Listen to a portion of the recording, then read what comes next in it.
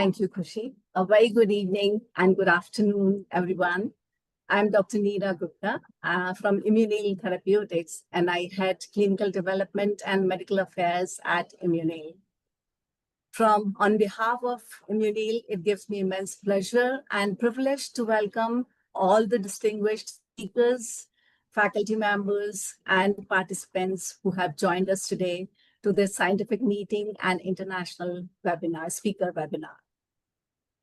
I'm deeply honored by the presence of internationally and nationally acclaimed specialist, hematologist, oncologist to this meeting, whose pioneering work has shaped the landscape of hematology and blood cancer treatment.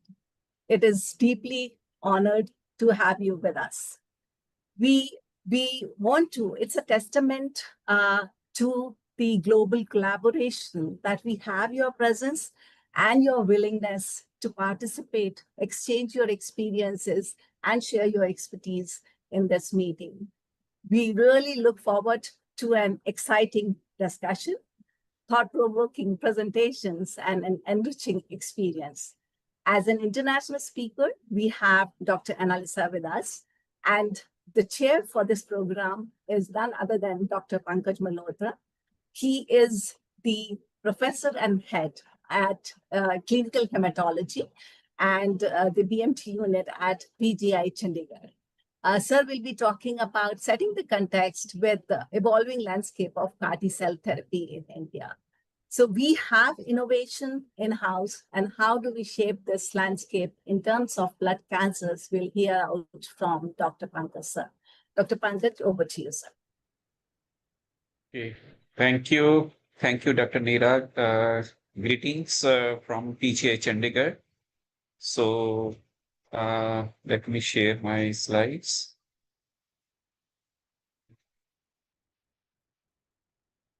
Are my slides visible? Yes, sir, it is visible. Okay, so thank you so much again. So my job is just to give an overview of landscape of CAR T-cell therapy in India. And not very long ago, there was a research paper in Cytotherapy about the CAR T-cell therapy in India requires a paradigm shift in training, education, and healthcare processes. So in this article, they actually discuss about what are the challenges which the physicians in India are going to face. And in this research paper, they actually mentioned about the need of how many patients probably would require a CAR T or the cellular therapies. So close to 110,000 patients in India are diagnosed with acute leukemia or lymphoma. And they actually showed a chart where they showed the bone marrow transplant centers. Probably in this chart, they mentioned only about 30 odd or so transplant center. But right now, I can give the information. In 2026, there are close to 180 transplant centers in India who are doing autologous and allogenic. And probably all these centers are equipped to do a CAR T-cell therapy also. So these were the challenges which they mentioned, and I'm not sure whether it is very much visible or clear from this slide or not, but they basically mentioned about the limited availability, logistics, and all those challenges. And one of the major challenge in India is because this has never been any kind of a cell and gene therapy in India. So even the government regulatory authorities are not very clear how to give permission. So they mentioned about the list of regulatory committees, and you can see that there are at least 10 committees, through which you have to go through if you are planning to do a CAR T or a cell and gene therapy in India. So, starting from the ethics committee, institutional biosafety committee, review committee of genetic manipulation, DCGI, Central Drug Research Organization. So this is, I think, one of the major challenge, because we know that once you submit any kind of a proposal, if it is going to through the 10 committees, obviously it is going to take many years before you get the clearance. in 2023, we actually did a survey of the physicians who are involved in the transplant at the Indian Society of Bone Marrow Transplant Center meeting. And we looked at what are the unmet needs and potential barriers for CAR T cell therapy in India. And I'll just show uh, uh, one cartoon where, when we did this survey, so most of the physicians said probably they would see 1 to 10 patients, probably would be eligible to undergo a CAR T cell therapy. And all the physicians mentioned the cost and finances to be the major part. And, even though, as I would discuss in my subsequent slides, that even though, we have two CAR T cells which are available in India, and even though they are a fraction of the cost what is available in the Western countries, but still the cost is the major factor in giving the large access to the patients who require a CAR T cell therapy. And this is one of the review article which we published about the advance in vaccine checkpoint blockade and CAR T cell therapies. So the evolution which has happened in India, how the CAR T cell came, and I thanks the Munil to providing me this slide. So in the phase 1 research and uh, discovery took place in IIT Mumbai with Tata Memorial Hospital, Mumbai. And this happened in 2003 to 2018 when ImmunoAct, the company, was founded. Then followed by the phase 2, where the clinical translation and indigenous clinical development and manufacturing capability creation was done. And IND was filed in 2020 during the COVID times. And then there was a commercialization which happened after the phase 1 and phase 2 trial. The first patient was treated in 2021, followed by the first CAR approval, which is called Next CAR 19 in 2023, and followed by in 2025 the Quatemi, which got the approval. And then, currently more than 500 patients have been treated all over India with these therapies. And obviously, there is a need to do a global expansion of all these therapies. This is one of the paper which was published in Blood Cancer Journal on the pediatric ALL about the Nexcar or telecaptagene. And here the response rates, at 1 month was close to 90% or so, around 66% or so complete response and partial response in 25% or so. And the response to CAR-T in relapsed or refractory B-cell malignancies, this includes the adult patients where lymphoma and leukemia both were there. And the response rate was close to 75% or so at 1 month or so. And this is the Munil product, varnicaptagene autoleucel in relapsed or refractory B-cell malignancies, which is published this year. And here again, at 1 month, the response rate was 92% or so. And almost 83% of patients had a response even at 3 months time. So when you look at the implementation of CAR T cell therapy program in India, there are many challenges. The first challenge, obviously, as I mentioned previously, there is a huge unmet need for a CAR T cell therapy in India. And currently, the guesswork is that at least 30,000 patients require a salvage therapy with CAR T cell in India every year. The key barriers, obviously, are high cost, even though, I said currently we have a fraction of cost than is as compared to the West. But still, this cost is for most of the Indian patients who belongs to low and middle income is high. There is limited manufacturing capacity, logistic barriers out of pocket expenses also. The expanding manufacturing capacity is there, but it is still, limited. We require a tailored pre-infusion bridging therapies for all these patients or so. And post-infusion care strategies, we require a effective management protocol for CRS or IECHS or ICAH and infections, which are quite common in the Indian setting. However, we have a unique research potential in India because of the limited exposure to bispecifics like glofitamab or Lina and other immunotherapies. And obviously, in future, we require actually both the bispecifics as well as the CAR T cell therapy. And currently, the word is looking at how best to use these form of therapies, how best to sequence these therapies in the care of the patient. So, so there are editorials which mention about how do we go about democratizing the cure, indigenous innovations and future of pediatric cell and gene therapy, but the other therapies also. So two therapies which are already approved, the Nexcar and Quatemi.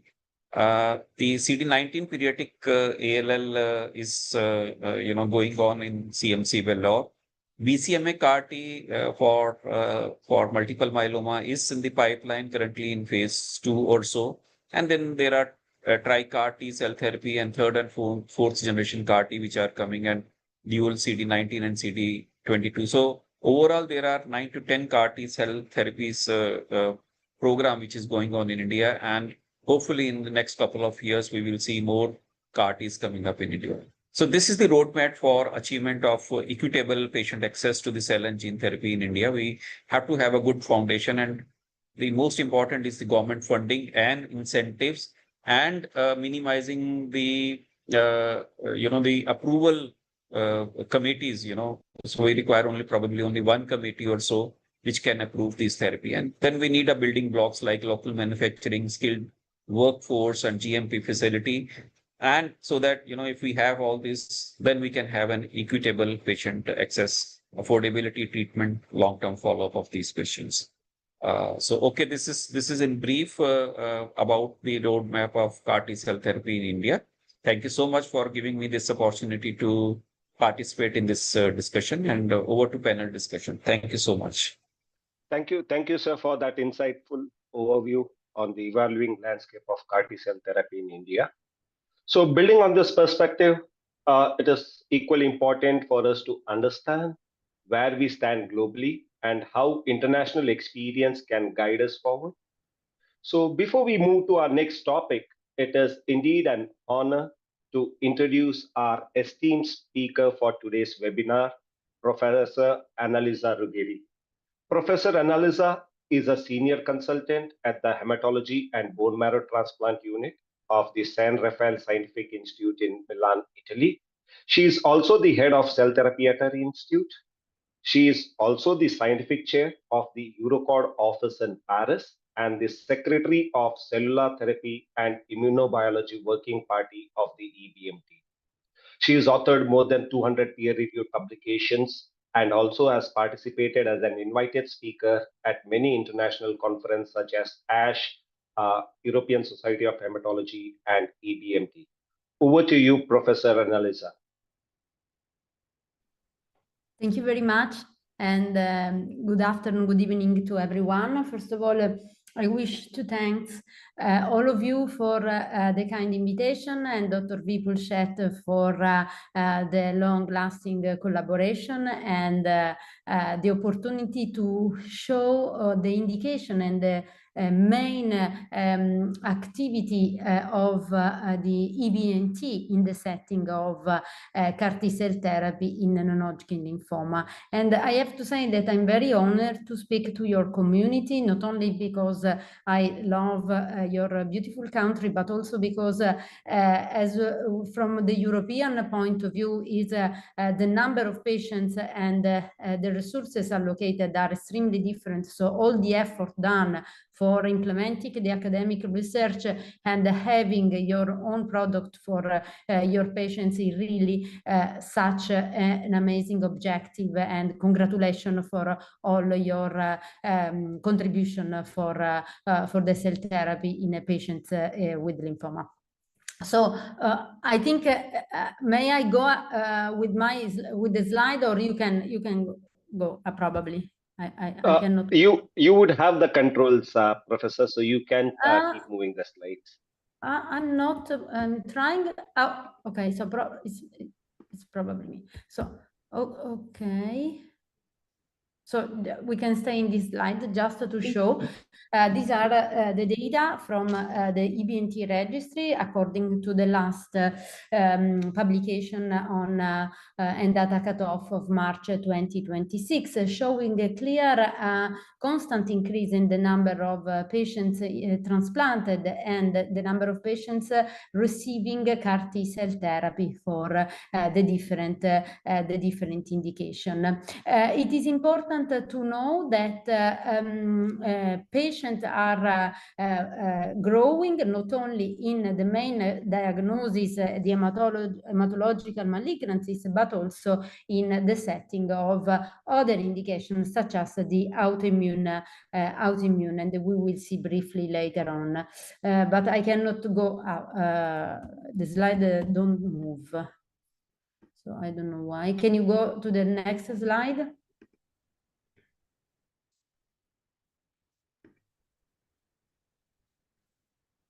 Thank you. And this is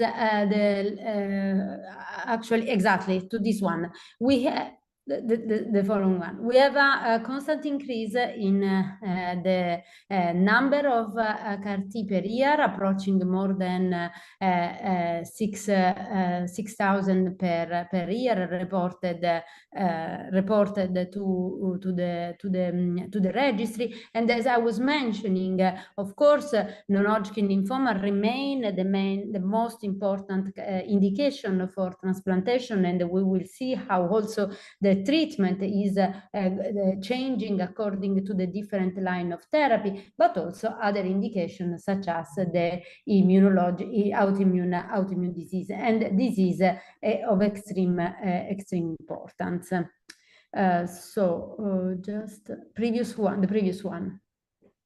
So looking at no. Okay, next one.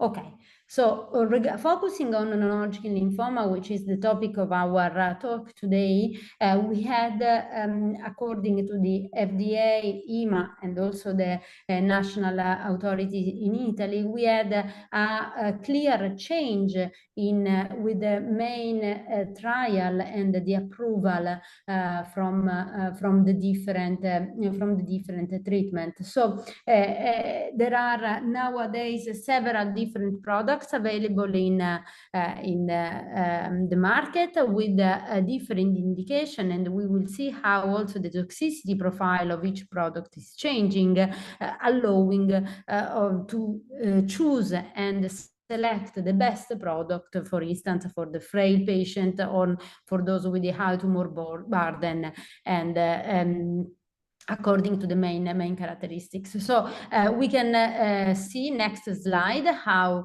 the different products that were the mainstone for the different indication were, of course, the first product approved in the setting of ALL with the use of T-cell for patients with acute lymphoblastic leukemia of B origin in young patients up to 25 years old, and then the changes in the setting of non-Hodgkin lymphoma, first in primary mediastinal B-cell lymphoma in third line, and then diffuse large B-cell lymphoma with first after 2 lines of therapy, and nowadays even before the second line, after the second line of therapy for patients with an early relapse within 12 months after the first line. And then, of course, the different products available for mantle cell lymphoma and then for follicular lymphoma. Of course, for patients with non-Hodgkin lymphoma, diffuse large B-cell lymphoma, we know how the prognosis is extremely poor, looking at the disease status, so the primary refractory or those relapsing very early after an autologous stem cell transplantation or after second line. So despite the rate of cure that we can obtain with the first line, still there is a huge amount of patients relapsing for whom the second further treatment is needed. Next slide, please.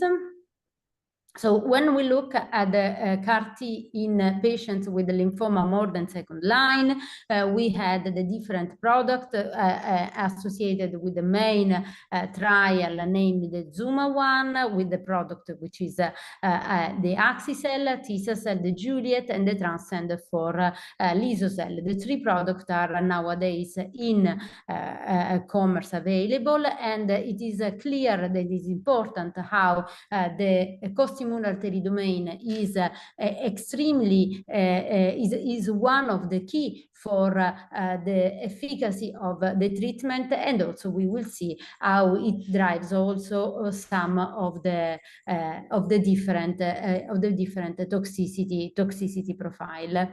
Next slide, please. So this is the following slide that reports a little bit the main different results of the different trial. So patients that are selected for being allocated in the different receiving the different product. And here it is important to know how, according to the main product, so the Axicell, Tisacell, and the Lisocell, of course, it is also important to consider that the progression-free survival and the disease-free survival varies according to the time also for response and the different criteria, showing, of course, also a different toxicity profile. Looking at the detail reported in the table in the lower part of the slide, I clearly indicated the level and the incidence of any grade of adverse event, namely CRS and ICANS, showing how this is clearly related to the product.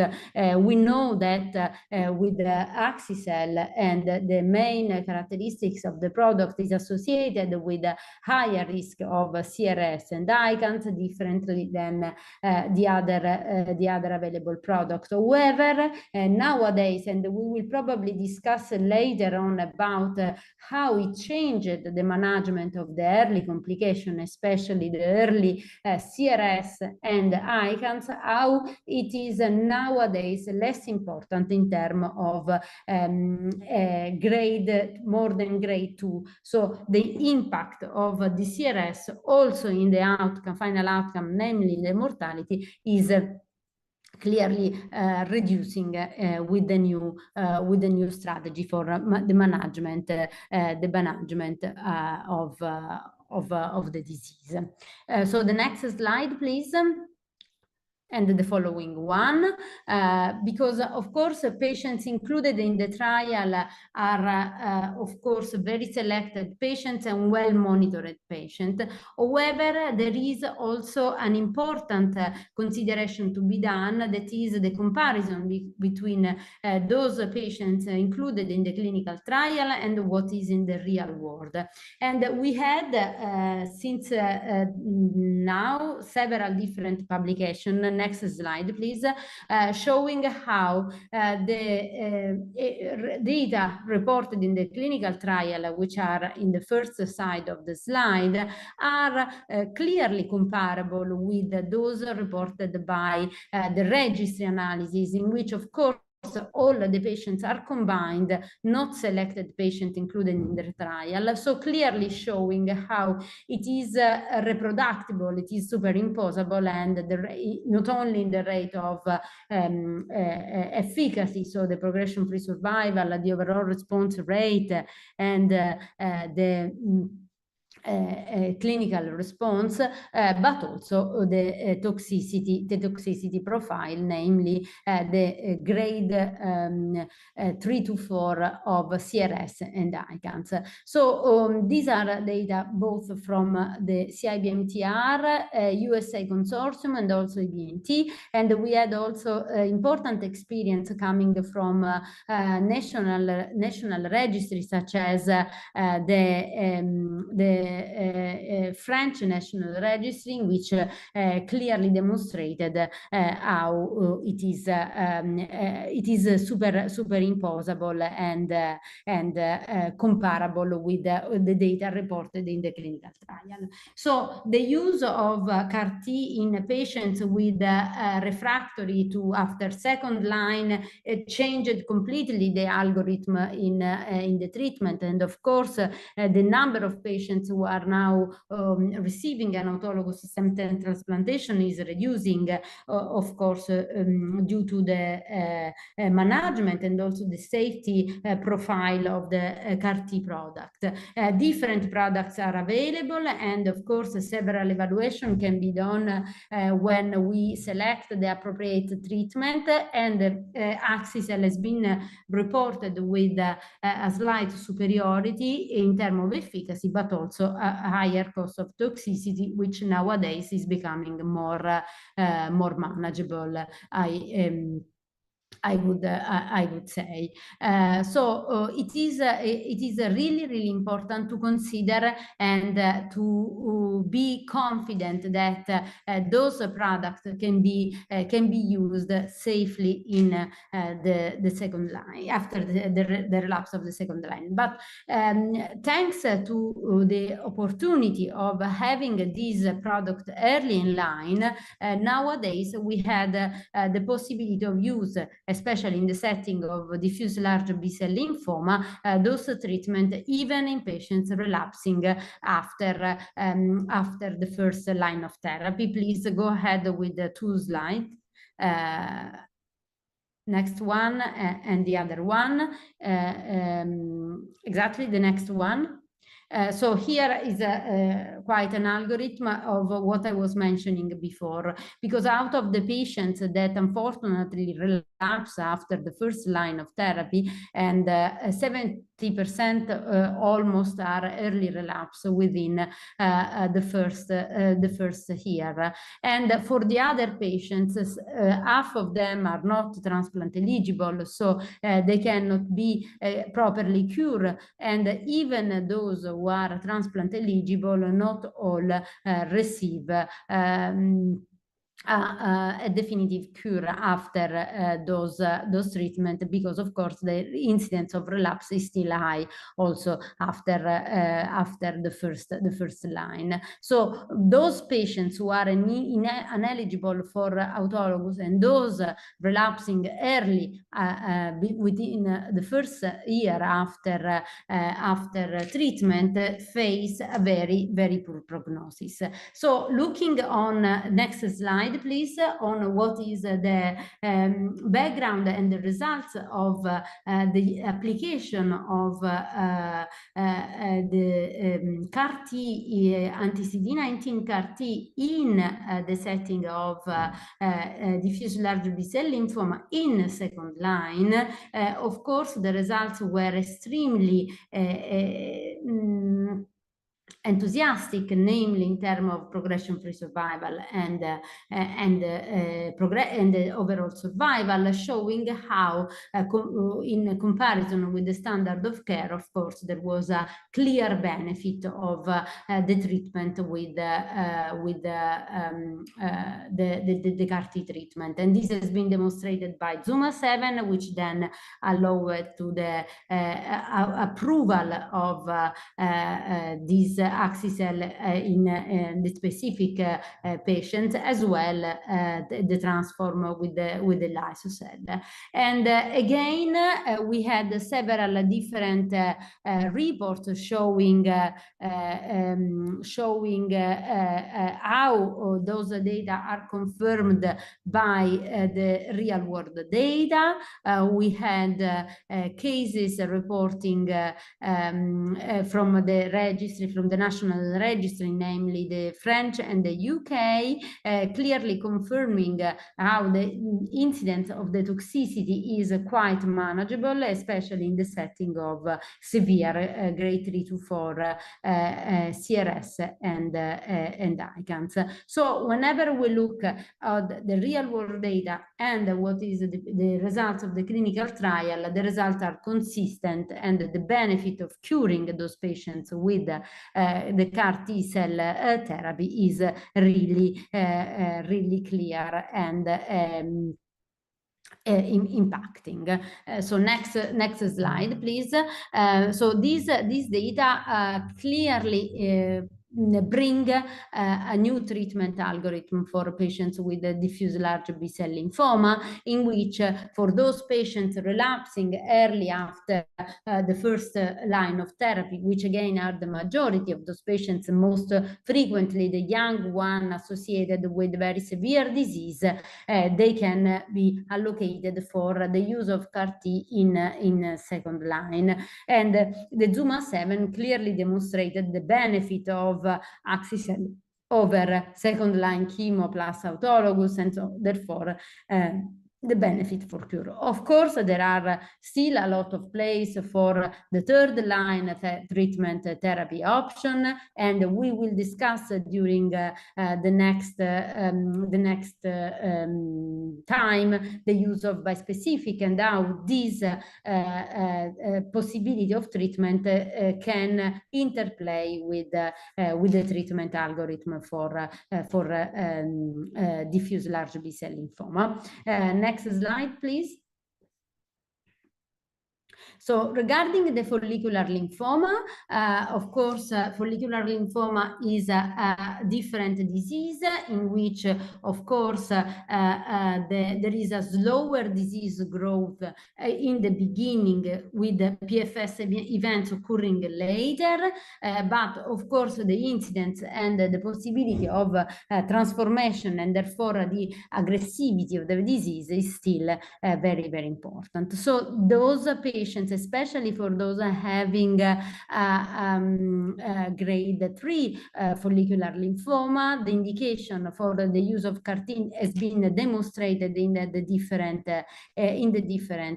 trial, ZUMA-5, the ELARA, and again the Transcend, and even for those patients, we get the approval of the product in third line after the clear confirmation of the benefit of axi-cell in terms of overall response rate and complete remission, and also 5-year progression-free survival of reaching 50%. So again, for patients with very high disease resistance disease, again the possibility of achieving cure, definitive cure after treatment is really important. And also these data were confirmed by the real world data, which were reported by the CIBMTR and by the French National Registry, showing prolonged disease-free survival and overall survival in patients with both receiving axi-cell or Tisa-cell, and again low profile of severe CRS and ICANS, especially in the patient with also with axi-cell. So clearly showing how also the biology of the disease may be associated with a different safety profile of this product. So in the setting, next slide please, in the setting of follicular lymphoma, the benefit and the efficacy of the product seem really equal, and of course axi-cell seems to be associated with a higher rate of toxicity, and again eventually for those patients having a low grade of overall toxicity, also the possibility of discussing the outpatient administration of the product could be also of importance in this setting, because of course we need also always to consider how to allocate these patients in the transplant center rather than the hematology, and I will talk a little bit about the importance of the communication between the referral center and qualified center for CAR T infusion, which is of extreme importance, especially for the management of the early toxicity and complication. Next slide, please, which is on next one on mantle cell lymphoma. So for patients with mantle cell lymphoma, of course, the prognosis is very, very different according to the line of treatment and also according to the different possibility of being treated with molecular marker, especially for those patients with severe with the TP53 harboring TP53 mutation, or in which, of course, the prognosis is extremely impacted by the biology of the disease. So, of course, the progression-free survival and the main outcome for those patients relapsed refractory change a lot according to the natural history and the line of treatment. So in the early referral, especially for patients receiving CAR T for relapsed refractory mantle cell lymphoma, is very, very important, because of course in case of first relapse, especially for those patients with the TP53 or blastoid or pleomorphic morphology, those with a high risk feature, before starting the second line, which is most commonly with BTK inhibitors, should be already considered for an early referral for CAR T. And this is really, really very important, because doing that, patients with within an early referral, looking at the early identification under the second line treatment with ibrutinib, then can help in proceed with the treatment in case of stable disease of progressive disease, so already proceed with the CAR T, referring the patients to the CAR T center, or in case of partial response or complete response, proceed with a careful monthly monitoring in order to assess early sign of disease relapse in case of need of course, starting a treatment then early in second line. So not starting in thinking at the possibility of allocating the patients to the treatment with CAR T when the patient is already relapsing after the second line, but try to shorten this time in order to allow the treatment with CAR T in the most a quick time. Also because, of course, the aggressivity of the disease and the biological biology of the disease when it is resistant and highly aggressive is very important. So there are different main factors regarding mantle cell lymphoma treated with CAR T from the real world evidence. So namely, patients with the 1 or 2 lines of prior therapy had a higher risk of CRS compared to those receiving CAR T after, due to the burden of immunosuppression that is associated with the level of treatment. Progression-free survival and relapse improved in patients with prior autologous stem cell transplantation, and it is important to consider also that the benefit of prior exposure to bendamustine has been associated also with a reduced risk of severe toxicity, namely ICANS, and increased risk of thrombocytopenia. So again, it is important to consider which could be in the place of CAR T in the algorithm of the treatment for those patients, for conceiving the appropriate therapy and the appropriate bridging therapy until the CAR T is achieved. So it is really, really important to consider, and we within the CTIWP recently, early this year, we reported a study on the phase feasibility of Brexucel in patients receiving Brexucel as second or third line therapy in patients older than 70 years old, clearly showing how this treatment is also feasible in the population of patients older than 70 with also some comorbidities.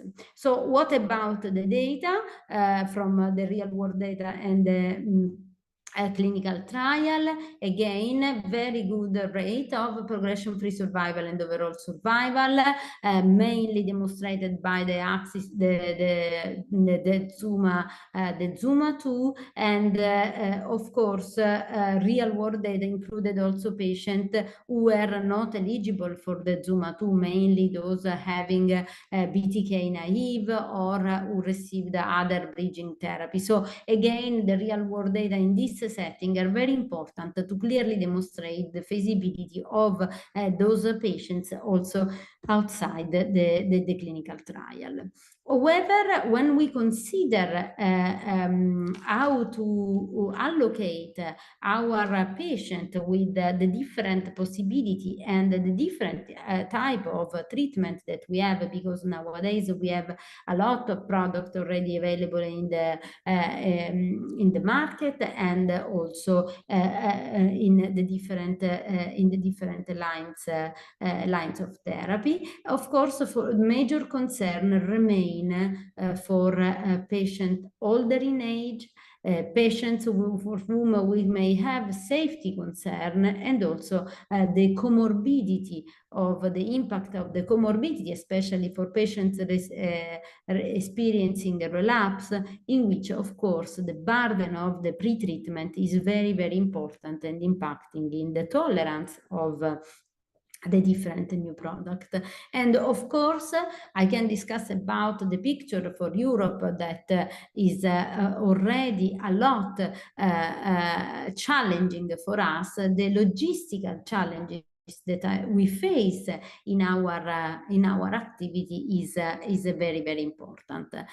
So one important paper that work that we have been doing with EBMT was to analyze the rate of utilization of cell therapy to correlate with the economical and the demographic factor.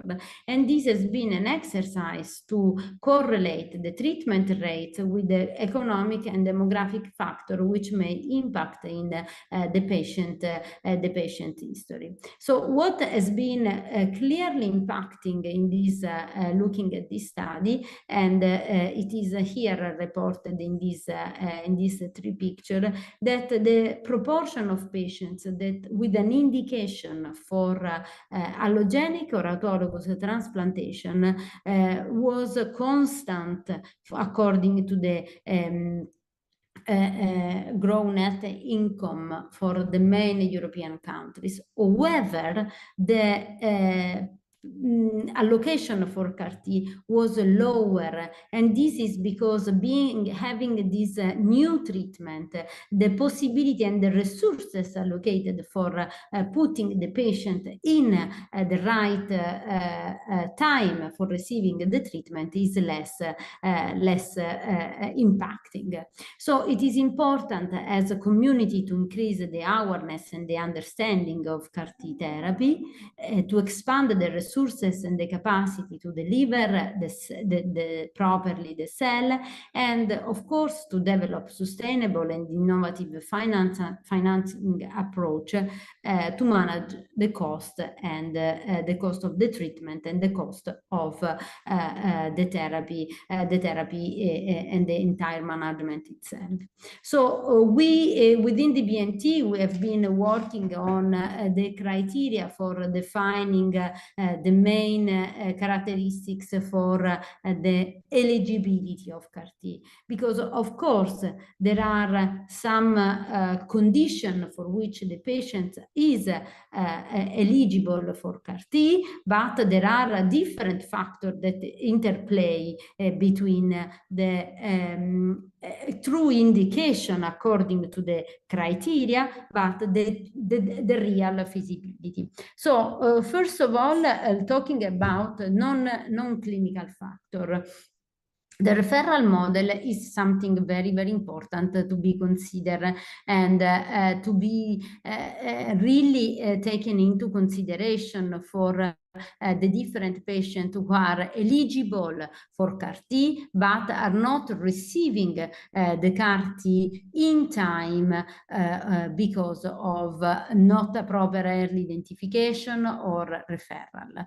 And we, as Europe, we consider that approximately in Europe, 30% of the patients that are in need of CAR-T would not benefit of the treatment at the end of their treatment journey. So the systematic discussion among the referral treating center and the qualified treatment center is very, very important. And the careful evaluation of all the potential patients is of clear interest in order to allow the proper discussion for each patient. Once the eligibility assessment is shared, then the qualified treatment center can decide and should be considered in the complex CAR-T evaluation to assess the final fitness and then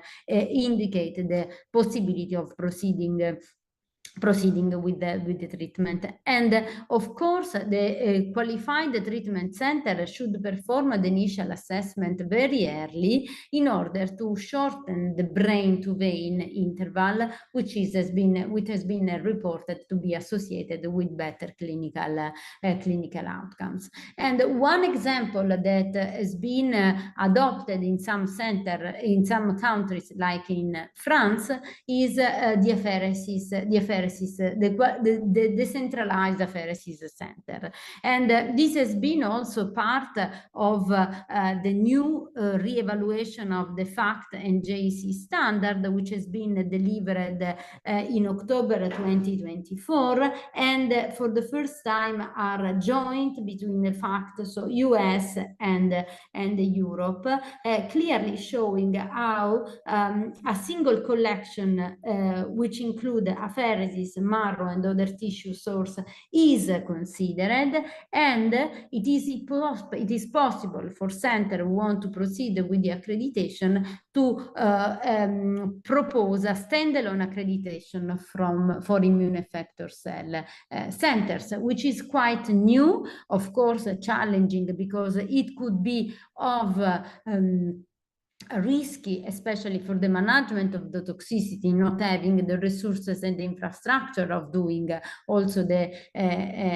allogenic stem cell transplantation, but it is important to consider this as one possible opportunity. And talking about the decentralized apheresis center, this is something that has been adopted in some countries, especially in France, in which it is the referral center could eventually be responsible also of the apheresis to be delivered then for the product, the manufacturing, and then eventually the patients come back to the qualified center later on.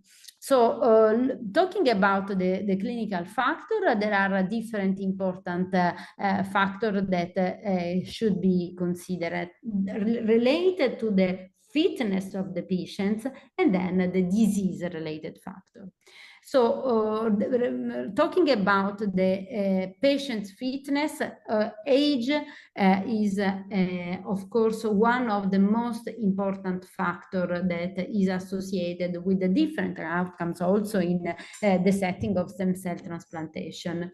And several different reports have clearly demonstrated how CAR-T remain effective and safe in older adults, including those patients older than 80 years old across the real-world cohort.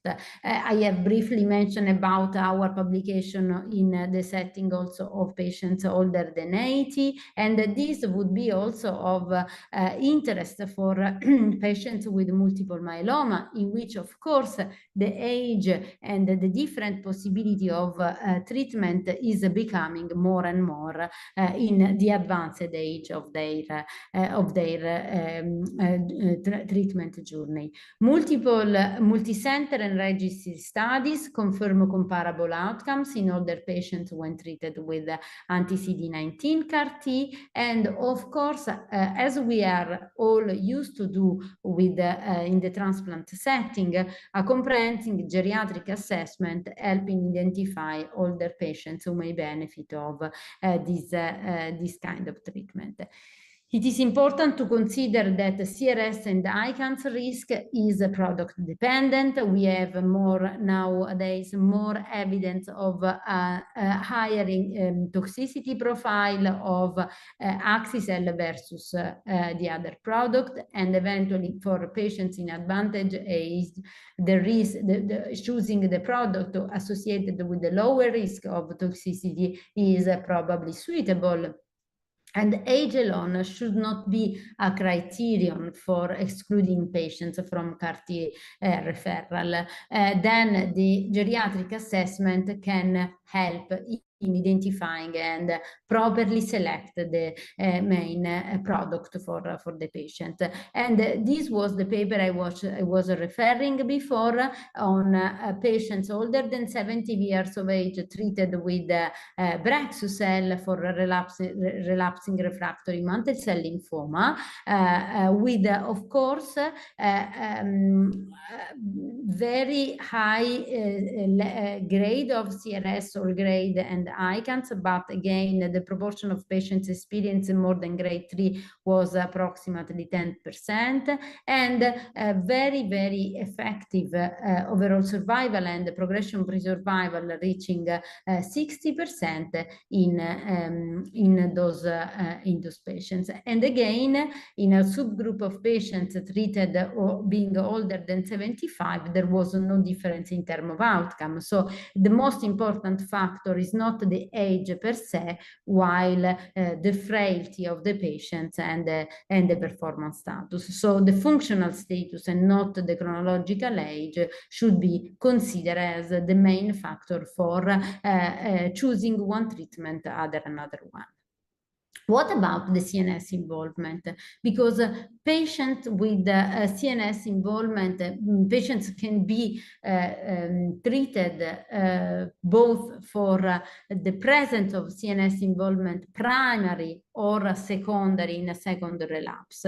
So originally, those patients were excluded from the trial. However, the data from the real world, and again, this is the importance of having this kind of witness and reports, patients with the CNS involvement can be safely treated with CAR-T at experience center, showing level of neurotoxicity comparable to those seen in the systemic lymphoma population. This has been a publication of last year by the group of the Lymphoma Working Party in Hemisphere in a cohort of over 250 patients treated with the primary or secondary CNS involvement, clearly confirming how this treatment can be also feasible in this setting. So again, we do not preclude the possibility of this kind of treatment in patients with disease involvement of CNS. Of course, the management of the toxicity should be very, very tailored with EEG baseline, and of course, preemptive treatment with seizure in order to prevent the risk of severe complications, which have been indeed reported after CAR-T, like grade 5 ICANS or cerebral edema. What about active infection? Although clinical trial, of course, excluded patients with active or chronic infection, real-world data demonstrated that infection should not automatically preclude the possibility of CAR-T referral. So again, it is important to proceed with an early referral in order to establish an individualized management plan for the active infection, and then align the timing, the appropriate timing when the infection is cleared. Of course, other seropositivity for HIV, hepatitis B or C is not a contraindication. With the CIBMTR and the BMT, we are working on identifying the outcome, evaluating the outcome of patients treated for lymphoma with CAR-T having an HIV infection.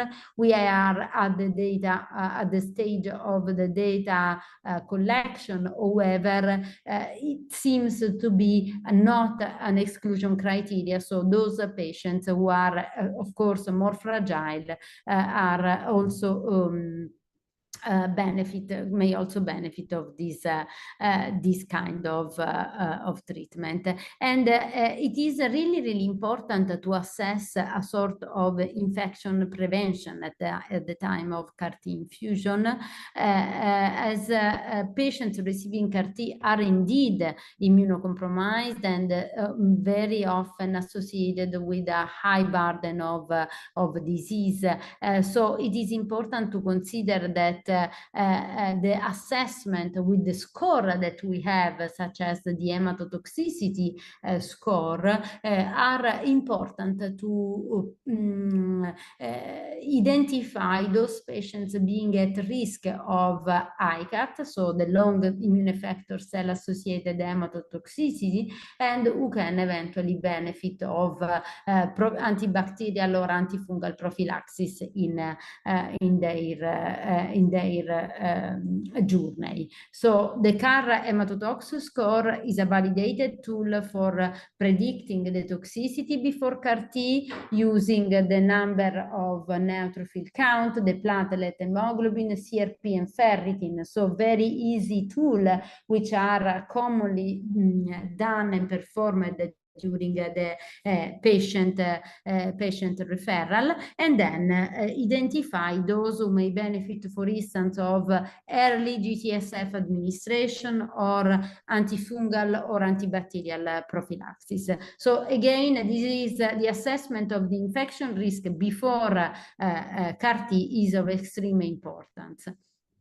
To identify the possible patients who are at risk of severe complication. And just to conclude, the main disease related factor as these let me see why the slides are not going, as not only the patient characteristic but also I don't know why the slides are not moving. Let me see. No, it's not moving. If you can go to the next, exactly. Thank you. So the disease-related factors, which are, of course, associated with several important impact in the setting. Not the previous one.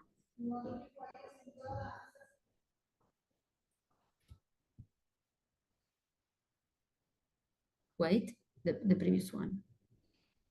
Okay, this one. So associated with the important regarding the most important biomarker. So there is a different different factor that can be associated with the response and also with the incidence of adverse event. We have discussed about the hematotoxicity, but also there are factors associated with the T-cell fitness, in which of course the tumor burden and the inflammation, which is associated, the systemic inflammation, to assess and to reduce, of course, to reduce the risk of complication. Then the less immunosuppressive tumor microenvironment, and we have seen how the different kind of treatment that we are using also to manage the HLH after CAR-T or the other inflammatory complication can be also associated with this kind of response. And of course also the event that occur after the infusion, such as the CRS and the other neurological event. So this is the disease-related factor are very, very important. And if you can go to with the next slide, please. Yes, it is okay. So this is the data showing the benefit of CAR-T in second line for both axi-cell and lyso-cell, and clearly demonstrating how in those patients the tumor burden, the level of the tumor burden, so achieving a stable disease before the CAR-T infusion was associated with, of course, a better outcome after CAR-T. So, of course, these may switch the place of the autologous stem cell transplantation in a later stage of the disease, but of course it is very, very important because it allows to get an overall response rate reaching 80% in the different setting. And what is very, very important to consider nowadays, this is something that we can do with our patient during the first line journey of patients with high risk disease, proceeding with an interim evaluation of the disease response, and in case of stable disease, of progressive disease, then starting considering those patients eventually at indication for the CAR-T. So really the ability of the referral physician to identify the eligible patients in a timely manner is really critical for the optimal CAR-T cell therapy usage. And of course, these are data from a single center showing how the outcome of patients receiving an easier access to CAR-T had a better survival compared with those at the referring center dislocated. So clearly demonstrated how the collaboration between the different centers and the indication with the multidisciplinary team or national or regional discussion are very and early referral of patients are extremely important to put the CAR-T treatment in the best moment and the best time in the algorithm of the patient selection. So just to conclude, while CAR-T cell therapy has a curative potential, still a barrier exists to the access of this treatment and the equitable delivery. Best practice across different countries have been identified to overcoming this barrier. And of course, it is important to consider the perspective of the stakeholder in order to different countries have their own system, which should be, of course, sustainable, because we had a huge number of patients with different disease indication who may benefit of CAR-T. So, of course, the reduction in cost should be done as a really a community, and the ensuring the access to CAR-T for all eligible patients, of course, require an holistic approach, integrating patient-related consideration with the appropriate investment.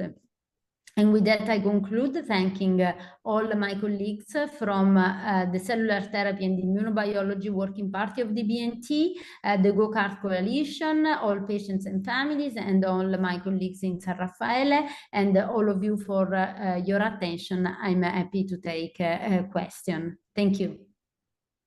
Thank you, Professor Annalisa, for that excellent overview and sharing a global perspective on CAR-T cell therapy.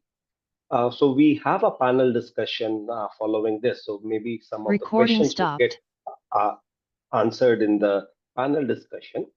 So it gives me a great pleasure to introduce our esteemed moderator for the session, Dr. Vipul Sheth. Dr. Vipul is a senior consultant in the Department of Hemato-Oncology at Rajiv Gandhi Cancer Institute and Research Center, Delhi. We are also privileged to have an exceptional panel of national and international experts. So it is indeed my pleasure to introduce our panel for the evening, Professor Annalisa, Dr. Ibrahim Al-Labani from Sultan Qaboos University Hospital, Oman, Dr. Ashok Sebastian from Bujil Cancer Institute, Oman, Dr. Padmaja Lokireddy, consultant at Apollo Cancer Institute, Hyderabad, Professor Uday Kulkarni from CMC Vellore, Dr. Nitin Sood from Medanta Hospital, Gurugram, Dr. Vishwanath from Apollo Hospital, Bangalore, Dr. Puneet Jain from Apollo Hospital, Navi Mumbai, and Dr. Neera Gupta, head CDMA at Immunil. So without any further delay, may I invite Dr. Vipul Sheth to moderate the panel discussion on expanding access of CAR-T cell therapy in non-Hodgkin's lymphoma. Thank you, sir.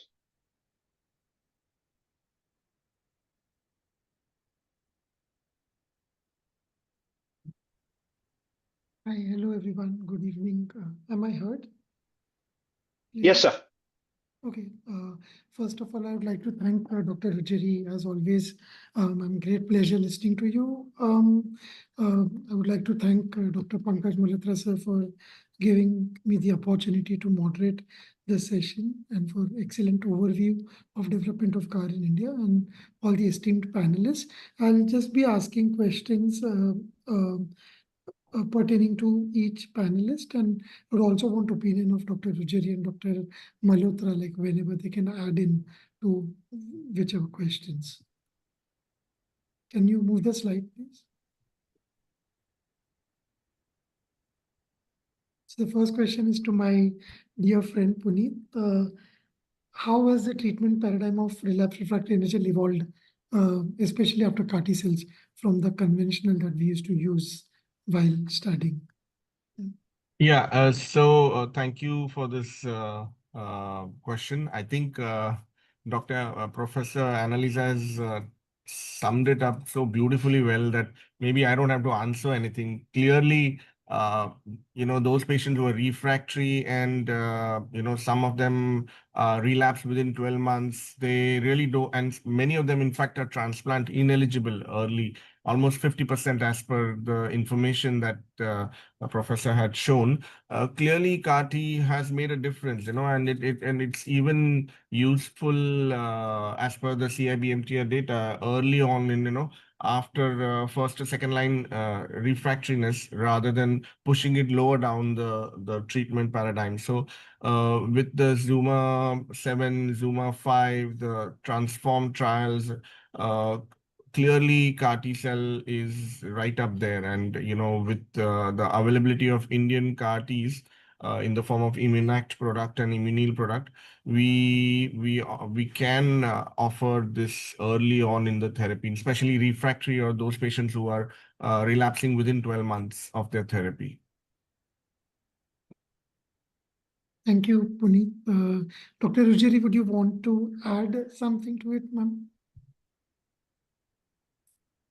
Yes, thank you, Vipul and Puneet. I agree. I think that these the results and the confidence that we have now with the use of CAR-T clearly demonstrate how these treatments are feasible and should be proposed to our patient. Of course, the place of other treatment, as we were discussing about the autologous, with all the complications that are associated with the high level of chemotherapy and also the risk of secondary myelodysplastic or acute leukemia associated with this kind of treatment should be considered. So having an early referral to these and the benefit of this treatment clearly open a new perspective to the patient. Okay, thank you, ma'am. Can we go to the next question, please? So this is to Dr. Padmaja. Which NHL subtypes are currently deriving the maximum benefit from CAR-T cell therapy? I mean, we are most used to DLBCL, but which other subgroups would you suggest? The maximum benefit, most of the times we are using tumors, easiest one, follicular lymphoma, patient very well, got less of inflammation. It's an indolent disease. Always therapy before counsel somebody with a follicular lymphoma, you know that they would do well, and the side effects, complications are less. So it feels nicer to treat a follicular lymphoma. In terms of complications are much less, but the commonest being DLBCL, where we would start counseling. Mantle cell lymphoma, I'm yet to consider somebody for a CAR-T for mantle cell lymphoma. So the follicular and DLBCL seems to be the biggest chunk. And there is a lot of immediate need in DLBCLs compared to follicular, where you're talking to the patient that you would benefit from CAR-T, and there is a time gap where the patient can prepare for compared to the other, lymphoma, the high-grade lymphoma. Yeah. Large cell B-cell lymphomas, and I've used in triple hit, double hit lymphomas of DLBCLs. Okay, thank you very much. But certainly in the transport, as Dr. Analysis showed, the follicular lymphoma response rates, whatever the CAR used, between 80% to 90%, which seems very promising in contrast to the DLBCLs, where about 50 to 60%. Yeah. Thank you. Yeah, thank you very much. Dr. Pankaj Malhotra, would you want to add, sir, anything to this? No, I totally agree with what she has said, that the immediate need is in diffuse large B-cell lymphoma, follicular lymphoma being indolent type most of the time, so you have time, but obviously this is useful. We have used in mantle cell lymphoma, but the patient relapsed at 1 year and did not do well. 1 year he was remained all right. So I think these are the three main indications. But when we talk of diffuse large B-cell lymphoma, now there are at least 10 more varieties of large cell lymphoma. So probably all CD20 positive, you can possibly use CAR-T in them. Thank you. This is question specifically directed to you. What are the current TBMT recommendations for use of CAR-T in relapse refractory NHL? Thank you, Vipul. So as I was mentioning, following the main indication as the approval of the product, nowadays the early use of CAR-T after, of course, the relapsing, those early relapsing after the first line is clearly a benefit, especially in terms of overall response, especially also in patients with aggressive double hit or triple hit disease. And I would also mentioning just a recent publication that is being accepted and delivered yesterday, because we have currently the European Hematology Association meeting in Stockholm on the impact of the fertility recovery of after CAR-T.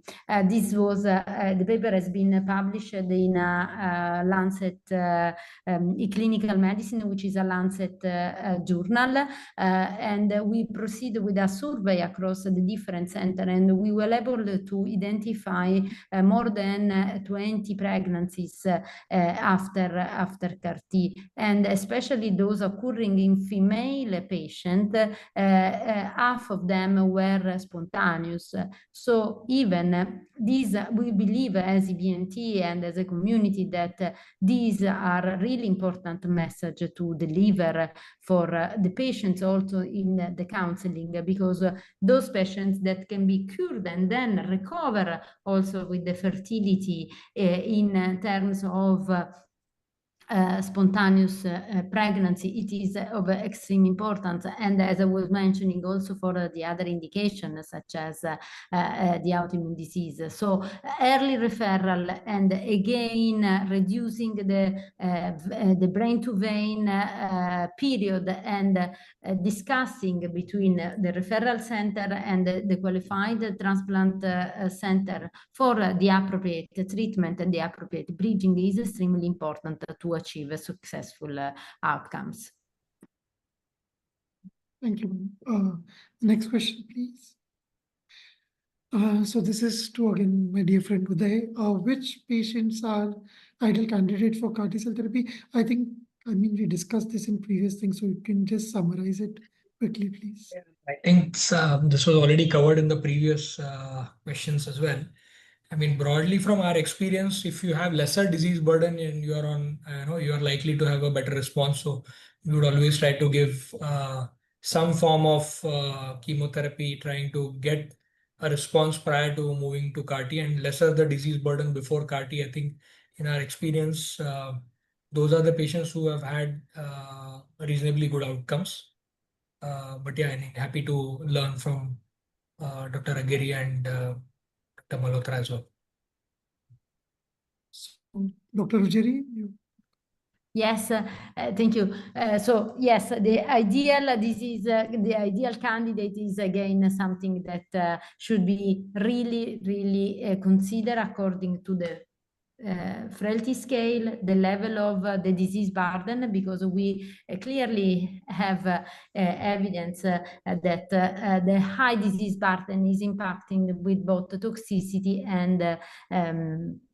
and also overall outcome. So assessing the appropriate bridging for those patients is very important in order to reduce the risk of important toxicity. So I believe that patients should be not discouraged for this treatment according to the disease characteristic, but of course progressive disease refractory with high tumor burden and high inflammation would need bridging therapy before appropriate bridging therapy to achieve a better disease control before CAR-T. Thank you, ma'am. Can we go to the next question, please? So this is to Dr. Ashok Sebastian. How do you decide between transplant versus CAR T cells in relapsed disease? I mean, I guess this pertains to DLBCL mostly. We have discussed it earlier, so if you can just summarize it. Hi, good evening. Am I audible? Yeah, you are. Thank you. Yeah, so thank you so much, Professor, for that very extensive talk. So this is something that we have always struggled with to decide between transplant and CAR-T. Most commonly, the deciding factor is the fitness of the patient. If the patient is borderline fit, or if the patient is frail, we tend to prefer CAR-T because we see that that's more tolerable in such patients. But also I usually choose to send for CAR-T cell over auto transplant in patients who have an early relapse. So if their primary refractory or relapse has happened within the first 12 months, I would suggest the patient go for CAR T cell therapy. And of course, the high risk patients as well, because the last patient I sent for CAR T was a double hit lymphoma. So those sort of patients, I feel, don't really do as well on auto transplant as compared to CAR T cell therapy. So I'd say the three things that we can, of course, the final thing is actually cost, because there are places. So I'm currently practicing in Oman, but I'm from India, and there are places in India where auto transplants are still much cheaper than CAR T cell, although the gap is closing. So logistics comes probably fourth. So the relapse patterns, the sensitivity, the response to initial response to chemo, the fitness of the patient, and of course the logistics are the four things that I'd consider before deciding between these two. Thank you very much. And Dr. Pankaj Malhotra, sir, you want to add something? No, I totally agree with Dr. Ashok. So there are a lot of factors, and these days we talk about T cell health, both when using CAR T cell therapy as well as when we are using bispecifics. So, so if the T cell health is good, then most of these patients would do well over a period of time. So, which basically means that if the patients have received fewer chemotherapies, then obviously their T cell health is better, and these patients are going to do good. In fact, I have one theoretical question to Dr. Annalisa. Has anybody? We used to do, tandem transplant in some of those patients where we feel that the disease was high risk. So, has anybody tried doing an auto followed by a CAR T cell therapy in any of these situations? In relapse refractory lymphomas? So thank you for the question, Dr. Pankai. So receiving CAR T after a relapse of auto? No. So like we used to do tandem transplant. So somebody receives an auto followed by a CAR T cell therapy. So thank you. Actually, this is nowadays, so the tandem auto CAR T. Yep. So this has been reported by few case report. One recent case report has been reported by the French group from the University of Bordeaux, I believe, but it is not yet published. It has been reported as abstract. I found, but I can give you my personal opinion, of course. I found it very interesting, but I believe that the burden of the also the curative potential of the auto and the CAR T alone would not need to pull together as a tandem, also because of the risk of toxicity for patients undergoing an auto and then the aplastic phase, as well the risk of course, severe CRS in case of sepsis. But this is my personal opinion. Personally, as a clinician, I have not experience in this because, of course, we have to follow the national indication, so we can never combine this kind. We have not this kind of freedom. But I found this case report very interesting also. Right. Thank you. Thank you. Thank you. I'm just going one question forward from Dr. Malhotra. Do you see any space of CAR T followed by allo, just like ALL, for very, very high-risk patients?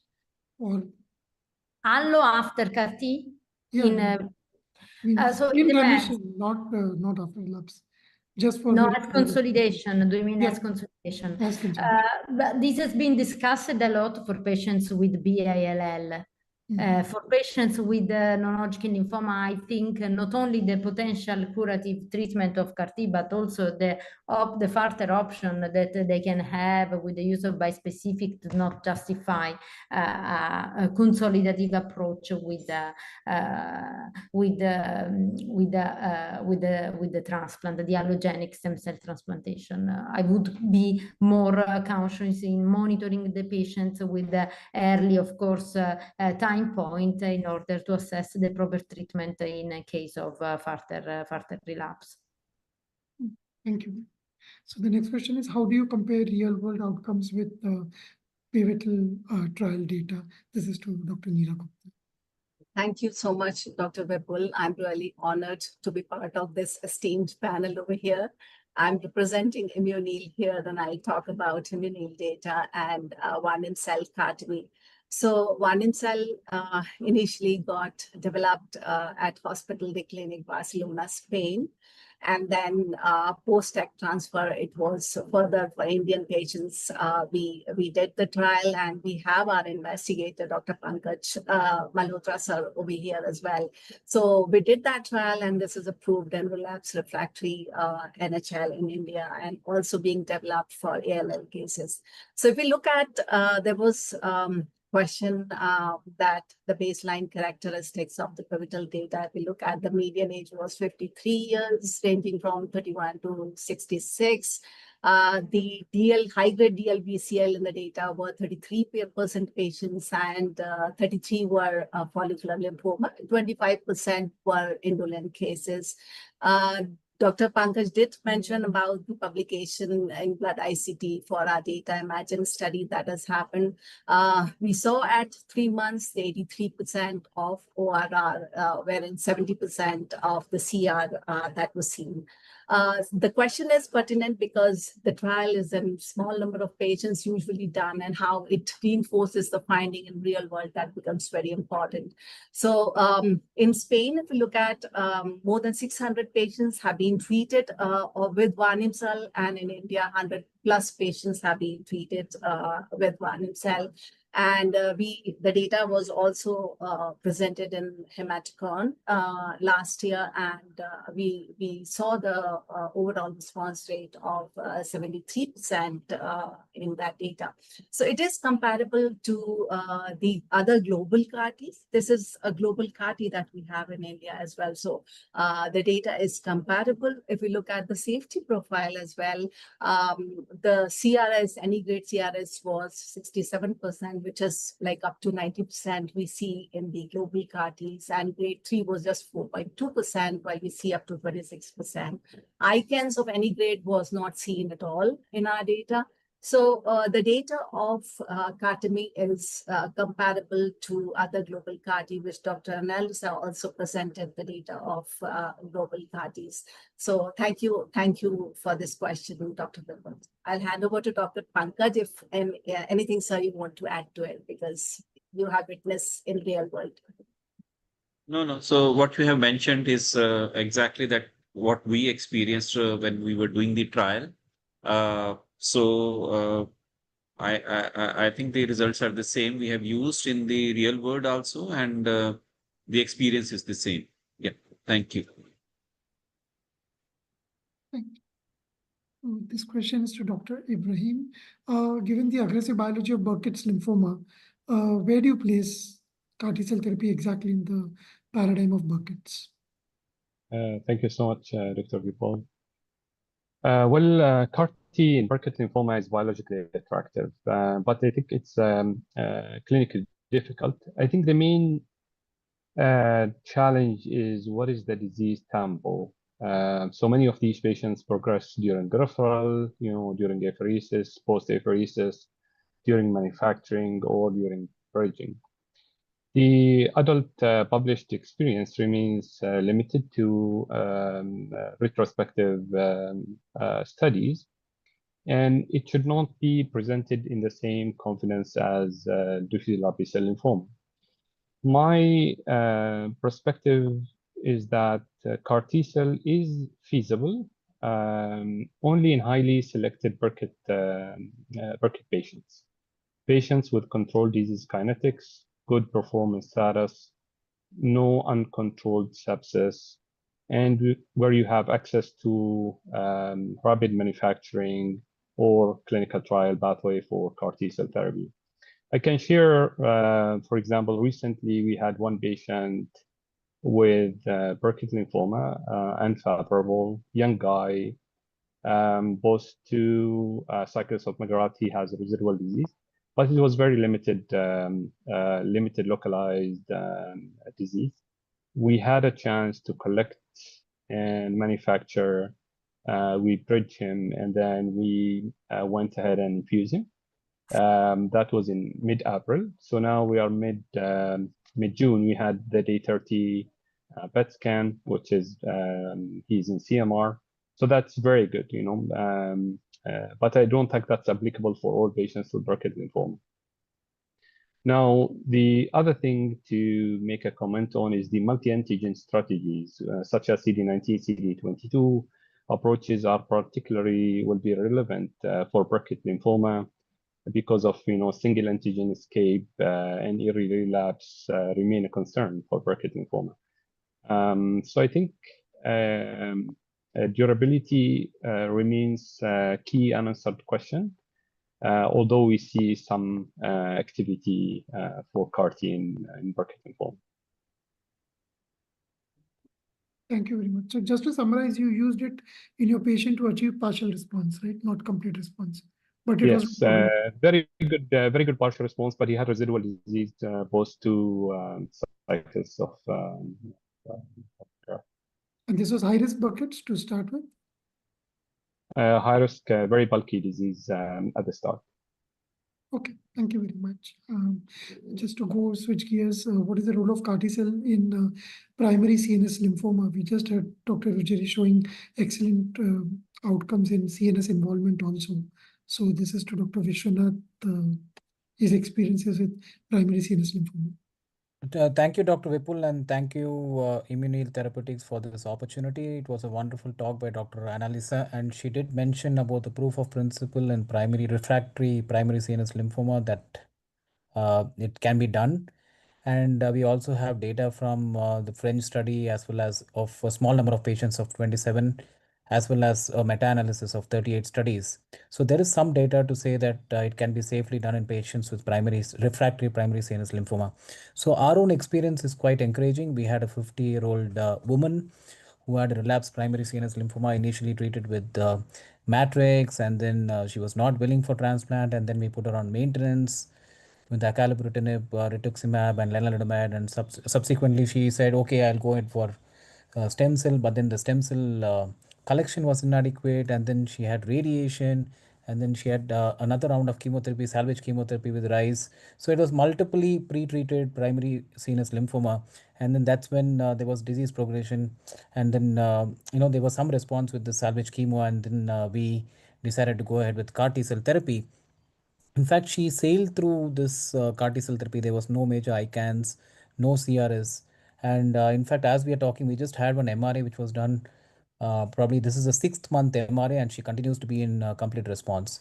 So this is my experience, and it was very encouraging to have this one patient, so we can do more for relapsed primary CNS lymphoma. Thank you. So, Dr. Ruggieri, you would want to add some? Oh, sorry. I confirm what Dr. Vishwanath was saying, meaning that it is feasible. Of course, you have to consider and to manage the appropriate CNS prophylaxis, and of course, early EEG eventually, but it seems to be feasible also in our experience. We treated some patients, and we had no different toxicity rather than the others. And just to add, I think the FDA has removed the exclusion criteria for the active cell recently. So patients with primary CNS lymphoma who are relapsed refractory can be included. As well with liso-cel. Liso-cel, thank you. Thank you very much. So the next question. So this is to Dr. Nitin Sood. How promising are combinations of CAR-T with bispecific antibodies or checkpoint inhibitors? I guess bispecific is too expensive here, so maybe checkpoint inhibitors. Yeah, well, biologically very exciting, but obviously they are still investigational. I think, I mean, we've seen that CAR-T is an excellent treatment option and many patients respond to it, but there are some people who relapse and who don't respond. So the antigen escape and the CAR-T cell exhaustion being one of the primary biological reasons for that to happen. So if we can reinvigorate or re-excite the CAR-T cells, then that'll be theoretically a good thing to do. So and it's theoretically possible to do that with checkpoint inhibitors, especially pembrolizumab and nivolumab. and we have access to both these drugs in this country. I'm not promoting doing that, but I'm saying it's an exciting investigational area. So yeah, very exciting. The bispecific antibodies, although again very expensive, have a complementary way of working. So they can recruit the endogenous T cells as well as CAR T cells can. And they're off-the-shelf products, so they're very exciting to consolidate treatment options or consolidate CAR T effect. The real question is whether you do the bispecific antibodies followed by CAR T or the other way around or in combination. And these will be the questions that we need to answer in the coming times. And if you use both these strategies as consolidation, not post-relapse, which is CD19 positive, how many months do you propose for each? I don't know. I mean, I think that's just far too down the uncharted territory. I really don't have answers to those questions. So, Dr. Ruggieri, can you please add? Yes, I agree. I agree. The place of the combination between the bispecific and CAR T is very, very challenging also because the feasibility and efficacy of bispecific is clearly very, very exciting. So I think we need some time to understand what is the appropriate place before or after. And this is also according to the new indication on when the approval of the bispecific in earlier line would be deliverable. But for the time being, I think that the earlier place of CAR T is essential and of great benefit. And if you are using bispecific as a consolidation strategy post CAR T for very high risk disease, how many cycles would you? No. We are not using as in our clinical practice. We are not using as consolidation strategy. Okay, thank you very much. So the next question, please. Vipul, I would say that you have a good experience of using CAR T. So what is your experience? You can also share, and I think you are involved in the clinical trials also. So you can share your experience. You are only asking questions. So not even in Seattle, we used to use any of these strategies as consolidation unless it was a part of trial. We had a trial in Seattle where we used anti-PD-1 post-CAR as consolidation strategy. It was also in UPenn. But other than that, I don't know of any consolidation strategy. For salvage, if it was CD19 positive relapse, then we used PD-1 sometimes, thinking that the T cells are exhausted, but I never saw any good response to anti-PD-1 post-relapse, which is CD19 positive. Glofitamab for bispecific, of course, we used to use post-relapse, and we had good responses as a bridge, and then we used to bridge it to allograft. So I guess, Dr. Ruggieri, I never saw any good responses to anti-PD-1 post-relapse. Did you ever find any good responses if they were CD19 positive? No, not really. I don't think. I mean, once they relapse, it is more the strategy we can again allocate to the use of bispecific and so on, but not really a substantial response with the anti-PD-1. And if you're using the bispecific as a salvage post-relapse of CAR, yes, do you always follow it up with an allogeneic transplant or just 6 cycles and leave it if it is in remission? It depends. It depends according to the patient. In case of a patient, young patient with the willingness, but we do not propose the allogenic transplant after achieving remission of the 6th cycle of bispecific. And you recommend 6? That's what we used to do in Seattle. So I don't know. It's very arbitrary. 6 cycles. Yes. We do not proceed with allogenic transplantation for non-Hodgkin lymphoma having relapsing after having achieved the remission. Okay, thank you. How challenging is the disease control? I mean, this question is pertaining to bridging therapy. How challenging it is to control the disease while the cars are being manufactured now that the manufacturing time is reducing? This is to Dr. Ibrahim again. Yes. So I think this is one of the most important real-world barriers. Manufacturing weight is not just a logistical issue. Sometimes there's a lot of logistics on the way to shorten the time from brain to vein.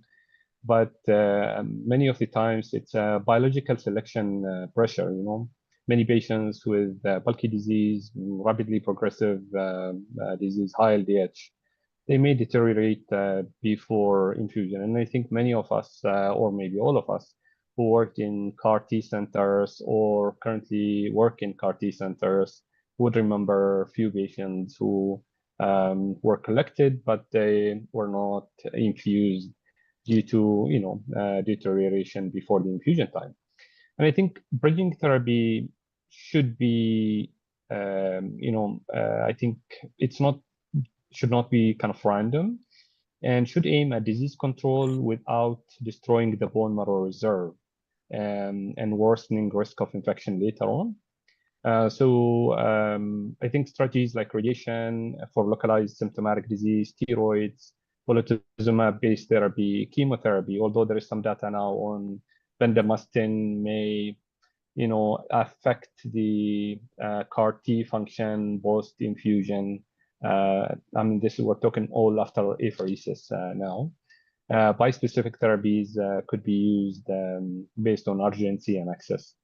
Recent, meta-analysis published in Blood Advances showed that also response to bridging therapy was associated with better post-CAR T outcomes. Maybe it's just a sign that those who respond actually have better disease overall compared to those who does not respond. So I think I want to emphasize on 2 points. One is that bridging response itself is prognostic. But we should aim at having disease control without destroying the bone marrow reserve or worsening the patient condition with infection or something else until the product is ready to infuse. So Dr. Pankaj Malhotra, sir, you want to add something to this? No, I totally agree with what Dr. Ibrahim has said that, repeatedly we are saying the same thing that we need to preserve the immune system of the body, or the T cell exhaustion should not happen. Otherwise, these cellular therapies are not going to work. Thank you. Next question. So this is for Uday. Are there any biomarkers which appear very promising to predict the response? I have to apologize, Yes. but I'm very sorry because today I am on call, and as I have mentioned to Dr. Nerea and to people, I have to leave. I am really sorry because I believe the discussion is very exciting, but I have to leave because I have still some clinical work to do. Sorry for interrupting and sorry for leave earlier, but combining in a daily work day is not so easy. And again, thank you. And if you want to propose a question or a clinical case discussion, I would be really, really happy to do that. And again, really sorry for disconnecting earlier. Thank you. It's okay, Professor Annalisa. Thank you so much for joining us. We understand we are actually, over exceeding our time, but but thank you so much for joining, and we will maybe have you again at some time in future. Thank you. My pleasure. My pleasure. Thank you. And sorry, really sorry. Bye-bye. Thank you. Bye-bye. Thank you. Bye-bye. Bye. So we continue, right? So we continue and finish? Yeah, we can continue, but I think in the interest of time, we should try to finish in next 5 minutes or so. Okay. So Uday, quickly, any biomarkers which you can response? Broadly, what we have learned is that the early response to treatment. So if you do a PET at 1 month, and if you have complete metabolic response, then that group of patients does very well in the long run. People who are not in complete remission post the CAR T, that's a group which invariably people who have some partial response will end up with progression. And we have seen that in all the clinical trial data from India as well as Western cohorts. So I think that's something which is that population which has a partial response to CAR-T. Probably that's a point which is actionable for us. Looking at prospective trials in that space. Okay, thank you. Sir, you want to add something to it?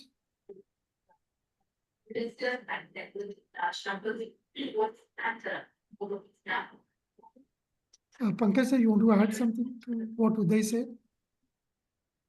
People are looking at different kind of a biomarkers, including, looking at the B cell depletion by flow cytometry. We also have been doing that, but doesn't, very well correlate. Even if there is a B cell depletion, some patients do relapse. So a PET CT at 1 month is a good marker which can give you some idea, although there are patients who still relapse after some period of time. But there is a lot of research, which is going on to find out a good biomarker. Let's just say we never found very good correlation between B cell aplasia and long-term remission for lymphoma, just like ALL. For ALL, it's very important. I guess for lymphoma, it's not that important. I mean, it's to do with the persistence of the CARs. I don't think so much of persistence is required for a lymphoma as compared to ALL. So, I think the proliferation makes more difference, higher peak values in the first 1 month. That's where. So I would just add more than PET scan, it would be circulating cell DNA, which we used to do. Unfortunately, we don't have it here, but that is even more prognostic than a 1 month PET scan post. Yes. Yep. So next question is to Dr. Neera.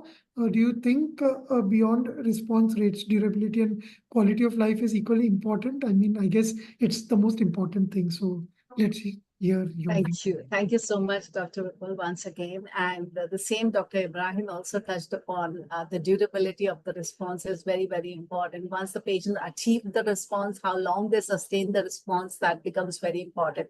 So if we look at the Varnim cell data, again, the paper that Dr. Pankaj showed, that showed that 42% of the patients, they maintained the response till 1 year of time frame, because that was the cutoff that time. And out of that, 38% patients were in CR. So this is something really appreciable to look at the durability of the response with Varnim cell. With the global data in Spain, it is 39% at 3 years, the sustainability of the response that was seen.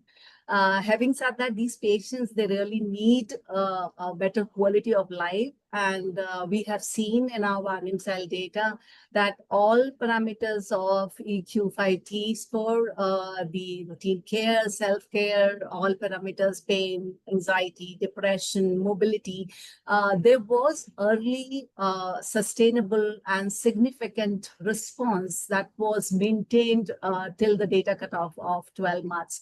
So both the things for these ailing patients becomes very important, the durability of the response as well as maintaining the quality of life. Thank you, Dr. Vipul. Dr. Pankaj sir, if you want to add anything, please. Thank you.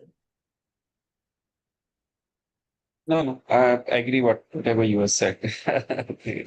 Obviously, patients who are in remission, their quality of life is excellent, and this is one-time kind of a therapy. And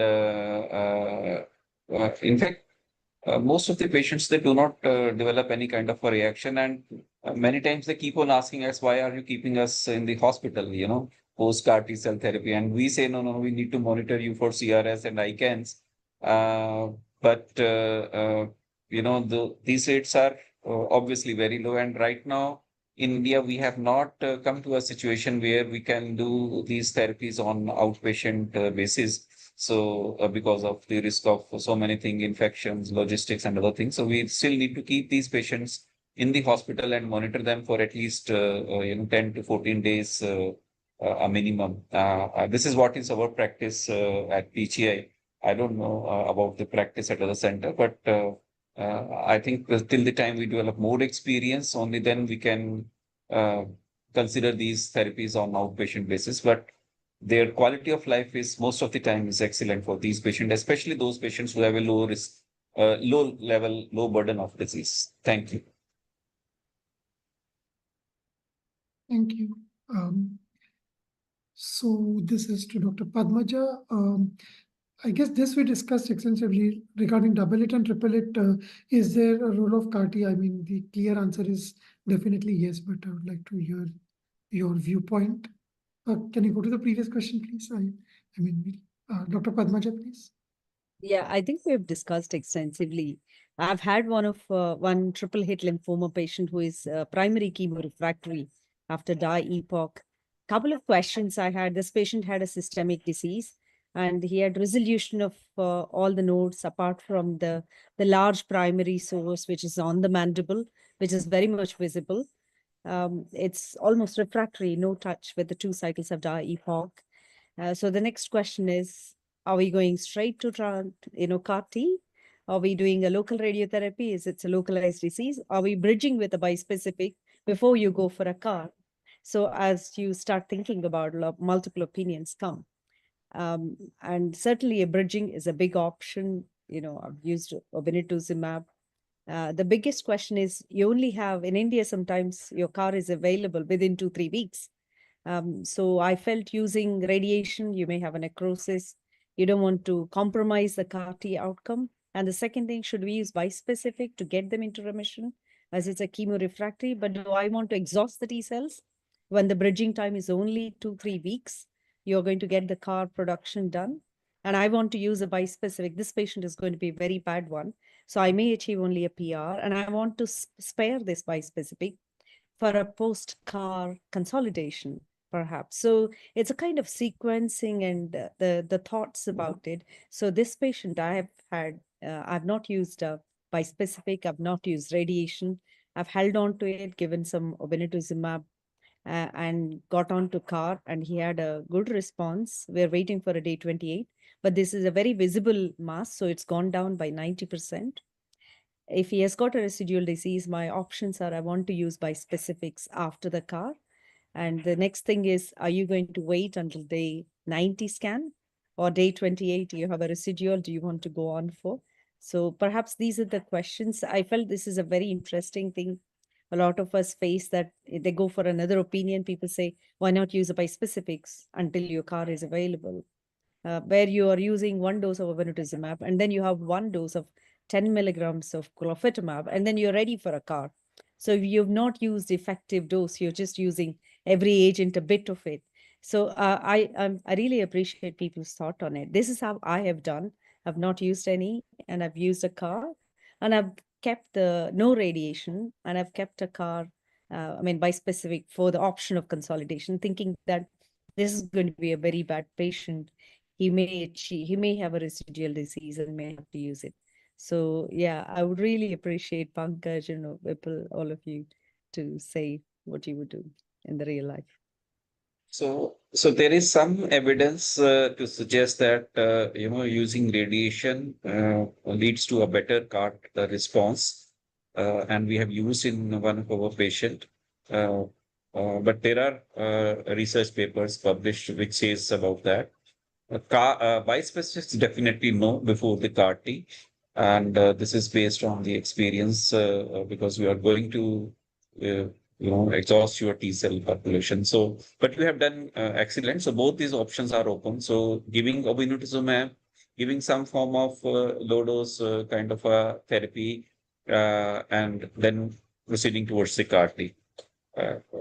So this is our experience. We have used radiation, when there was only localized disease to one site, and that patient right now is doing very well. But it is, day 30 or day 35, close to day 35 only. So as we develop our experience, only then, we can probably after a couple of years, we will be sharing our experience, what kind of therapy is better pre-CAR T cell. Thank you. So, sir, I have a question. Thank you. Of course, everyone knows that radiation adds to the effect of CARs. It also has abscopal effect because you give it at a localized site. It still probably works at other site, at least creating the microenvironment for CAR. My thing is for very, very aggressive lymphoma, only having localized disease left after chemo, and you use only radiation pre-CAR. What are the chances that it might progress at other site before you give CAR? So do you combine radiation with some systemic therapy or acalabrutinib, or just give radiation for a localized disease? For a localized disease, only radiation and not any form of therapy, because again, our worry is actually about the exhaustion of T cells. So only radiation if it is only localized to one place. But what if it comes up at some other place while you're preparing? Yeah, so that's what I said. It is too preliminary. We are that is the reason we are sharing our experience, and I'm not saying that we are right or so it is only once you share your experience over a period of time, only then we would know. Some of the answers we would know after maybe a few years. Thank you, sir. So I guess now the last question remaining for Puneet. Has earlier intervention with TOSI or steroids changed any outcomes, and do you use it very early in your practice? Yeah, I mean, obviously there is always a debatable role about its use as a prophylactic regimen, but preemptively, prolonged grade 1 or early grade 2, we definitely use tocilizumab. And then, if there is grade 3, we add steroids. So definitely it reduces the severity of the CRS if nothing else. So it doesn't affect any CAR T cell expansion or something. So these are my thoughts. I mean, they are it's mainly used for prolonged grade 1 or mainly grade 2 CRS. Thank you very much, sir. You would want to add something? For bispecifics, when we are using, based on our experience in myeloma, I can definitely say for Indian setup, it's good idea to use tocilizumab.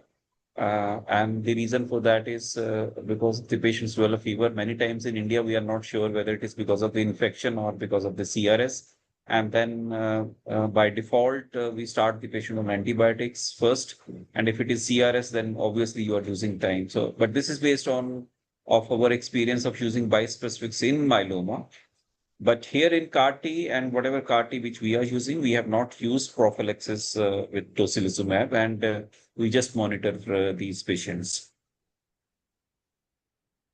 Thank you very much. I guess this was the last question, right, Neera? Yeah, so we want closing remarks from sir. It's all up to you. Thank you. Yeah, as sir presents closing remarks, may I request all the faculty members to switch on your video so that we can have one picture of all the faculty together. Sorry, sir. Over to you, sir. No, it's okay. I think it's a good idea to have. First of all, I would like to thank Dr. Srinivasa and Dr. Neera to organize this kind of a symposium on CAR T, and I think this is very important because we all at our institutes, we are developing experience. We have only very few patients, and we need to come together and share the experience of real world experience. There are papers, there are research papers, but unless you develop your real world experience and share that, we will not progress. So thank you so much, Immunil, for organizing this kind of a symposium and having an excellent experts who did the panel discussion and shared their experience. We have discussed quite a bit about CAR T, and obviously, even if there are 3 hours, 4 hours, there are so many things to discuss about the CAR T. We cannot finish in just in 1.5 hours time. We have already actually exceeded our time for half an hour. But maybe for some other time we can have some other aspect of CAR T, and in future we can discuss about that. So thank you again for inviting me and